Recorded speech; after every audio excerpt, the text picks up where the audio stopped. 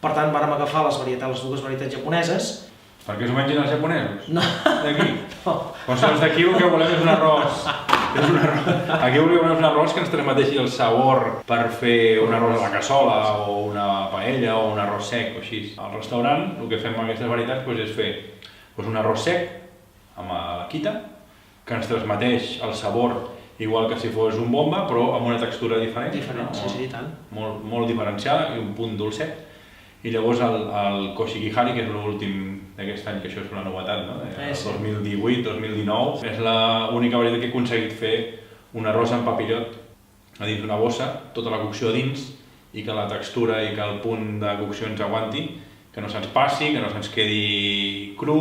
Sí que hem aconseguit amb aquestes varietats japoneses, que ells la mengen com si fos pa, nosaltres hem transformat a fer-ho amb el nostre tarannà mediterrani, no?